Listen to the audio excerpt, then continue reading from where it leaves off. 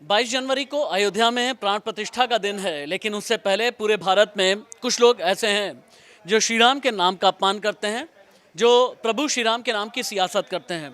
अपमान करते करते उनकी ज़बान हल्की हो जाती है, सतही हो जाती है, ओछी हो जाती है। एनसीपी के ऐसे ही नेता हैं, नाम है जितेंद्र आव्हाड। शरद पवार गुट वाली एनसीपी के नेता हैं जितेंद्र आव्हाड, और जितेंद्र आव्हाड ने श्री राम को कह दिया कि वो तो मांसाहारी थे। जब बवाल बढ़ा, भारतीय जनता पार्टी ने कहा कि उनके खिलाफ केस कराएंगे।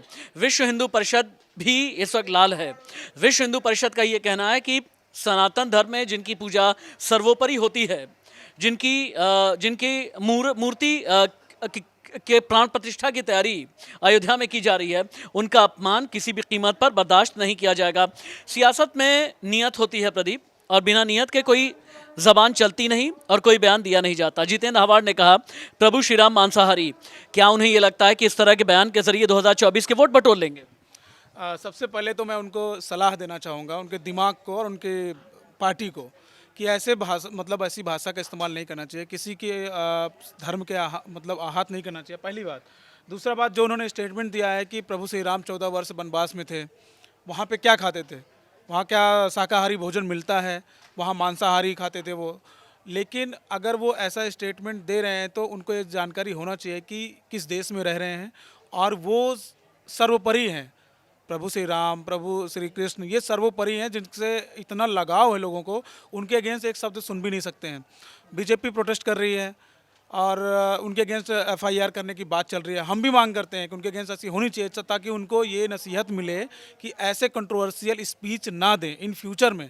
अभी तो ठीक है, तो मुझे लगता है सर उनको अपने स्टेटमेंट इस तरह से है कि आप सियासत करें, लेकिन किसी की भी आस्था पर चोट नहीं होनी चाहिए, इस बात को आप सुनिश्चित करें भी। अब यहाँ पर एक और सवाल है, बात से जितेंद्र आव्हाड की नहीं है, बल्कि जो एनडी अलायंस है उसके जितने भी नेता हैं, चाहे डीएमके के सेंथिल कुमार हों या फिर उदयनिधि स्टालिन, अब जितेंद्र आव्हाड जैसे नेता या फिर स्वामी प्रसाद मौर्य जैसे नेता, कभी सनातन का अपमान, कभी प्रभु श्री राम को लेकर के आपको याद होगा ना कि कैसे सनातन का अपमान किया था चंद्रशेखर, जो बिहार सरकार में मंत्री भी हैं। दानिश, सियासत में सब कुछ यूं ही तो नहीं होता। अगर स्वामी प्रसाद मौर्य, चंद्रशेखर जैसे नेता, सेंथिल कुमार, उदयनिधि स्टालिन और अब जितेंद्र आव्हाड, यहाँ तक कि तेजस्वी यादव ने भी, ये सारे नेता घूम फिर करके इंडी अलायंस के दायरे वाले क्यों हैं? क्या इस तरह की ट्रेनिंग दी जा रही है कि अगर बीजेपी का सामना करना है तो सनातन का अपमान करते रहो?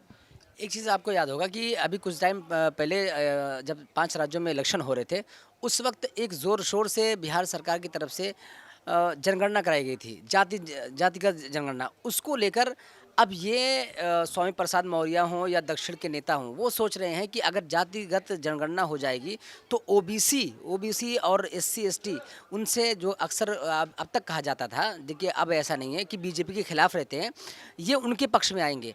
और इसी की धुरी की बिना पर डीएमके की राजनीति चलती है, और वो इसी वजह से उनके नेता, इनके स्टालिन के नेता जो बयान देते रहते हैं, क्योंकि वहाँ पर अच्छे खासे जो ओबीसी कास्ट है, उसके बाद एसटी आते हैं, तो वो ज़्यादातर अभी दक्षिण में तो फिलहाल बीजेपी दूर दूर तक है, तो इस वजह से वो उसी बयान पर, क्योंकि वोट की राजनीति है, वोट की सियासत है, उनको धर्म से ज्यादा वोट की सियासत। अब जितेंद्र आव्हाड जैसे नेता कहते हैं कि श्री राम तो मांसाहारी थे।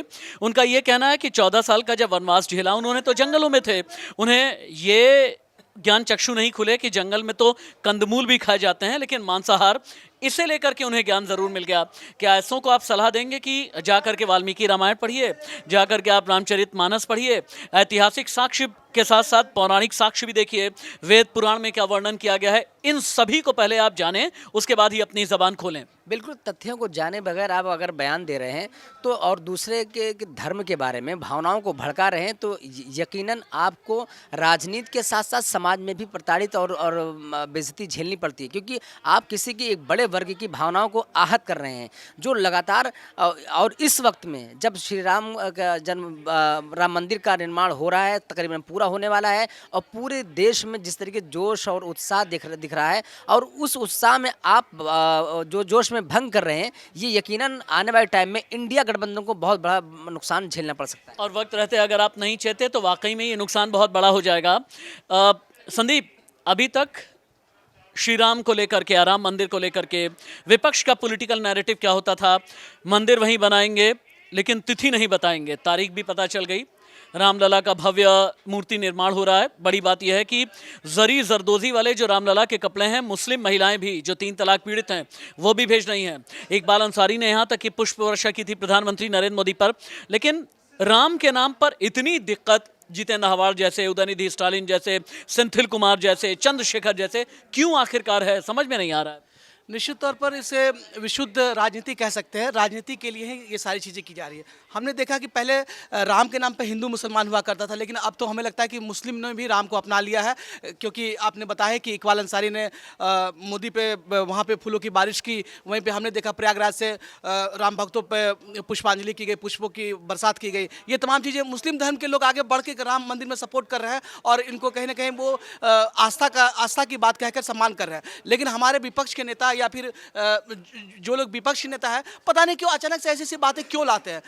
इन बातों का अभी क्या औचित्य है, क्या जरूरत है राम मांसाहारी, मतलब ये तो जाहिर सी बात है कि जो लोग राम भक्त हैं उनकी भावनाओं को आहत करने का है। यही बात अगर बिहार की बात करें तो फतेह बहादुर सिंह भी तरह तरह के सवाल खड़े कर रहे हैं। चंद्रशेखर रामचरितमानस पर सवाल उठा चुके हैं, केशव प्रसाद मौर्य भी सवाल उठा चुके हैं। तो मुझे लगता है ये महज विशुद्ध राजनीति है और इन लोगों को लगता है कि कहीं ना कहीं जिस हिसाब से लोगों के दिमाग में ये बात है कि राम मंदिर आंदोलन में कहीं ना कहीं बीजेपी का बड़ा रोल रहा है, तो उससे लोगों को उसका फायदा बीजेपी को ना मिल जाए, इसलिए इस तरह की बातें की जाए। लेकिन राजनीति में हल्की जबान बैकफायर भी कर जाती है, आपकी जबान बूमरैंग कर जाती है और इसका नुकसान आपको झेलना पड़ता है। याद है ना नीच आदमी वाला बयान, या फिर चाय वाला बयान, या मौत का सौदागर वाला बयान। कांग्रेस ने इतिहास में झांक करके देखा है, बाकियों को भी झांकने की जरूरत है। नमस्ते।